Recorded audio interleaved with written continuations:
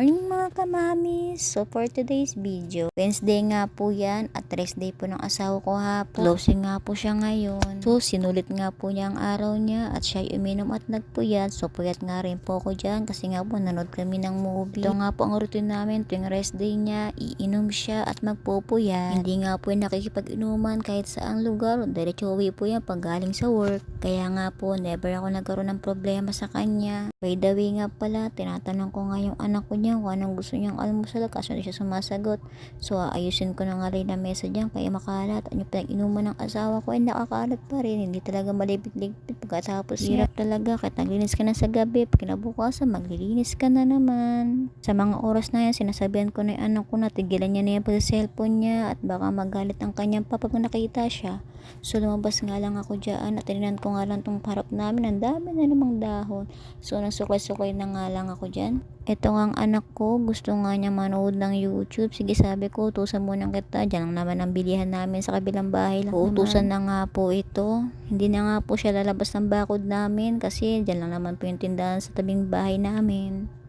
Habang nagsusulat nga ako, kung makikita nyo, naglalaro nga siya, ginugulo na naman niya pagbibideo ko. Bago nga siya umalis dyan, sabi niya sa akin, buksan ko na daw yung PC at manonood daw siya ng YouTube. Kailangan daw nga, pagbalik daw niya, dapat daw nakabukas na daw at manonood na daw siya. So, talaga ako sa boss ko na yan. So guys, ino-operate ko na nga, kay operator tayo ng anak ko.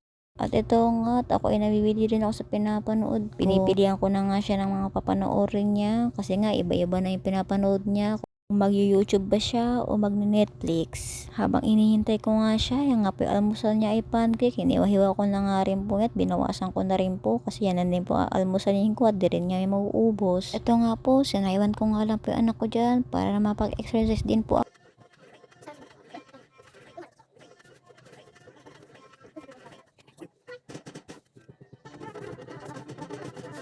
So, tanghali na nga po yan. Maghanap na nga po kami ng ulam. Hindi na nga po ako magluluto dyan. Kasi nga po, ng oras na rin. Ubusan nga po ako ng oras kaka-edit ng video. Itong ulam nga lang po hanapin namin dyan. At dumaan nga lang po kami dito sa Project Pizza Hut. Pancake nga po dyan. Favorite ng anak ko. Lalo na may sprinkle. Gusto pa nga niya dalawa sa kanya. Sabi ko, tama na yung isa. Kasi nga masyadong matamis. Kaya yung sugar mo, tataas na naman. Sama nga po kami batang makulit. So, ito nga po. Inorderan ko na nga po. 4 nga po kami. At ang pinili ko nga po dyan, marshmallow.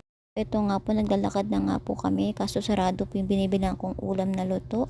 Sa iba nga ako bumili, sumili pa nga tong asaso. Tapos na nga po kami kumain yan ng lahat. Papasok na nga po itong jusawa. Habang naglilipit nga ako dyan, ay sinasapian na naman ako ng kasipagan at nais ko na naman tong ayusin at linisan. At dahil Wednesday nga ako naglilinis lagi dyan kasi nga ayoko ng ipis at baka pamahayan ng ipis dyan. So guys, linisan ko lang yan at tatanggalin ko lang man, pupunas-punasan ko at huhugasan ko tong hawak ko na ito. Tinatasikan din ng mantika yan pinagluluto ko. So punasan ko nga lang yan mga gilid-gilid niyan. At dahil nga pagod na ako dyan, magmamagic nga lang ako dyan. Mamagicin ko lang nga to.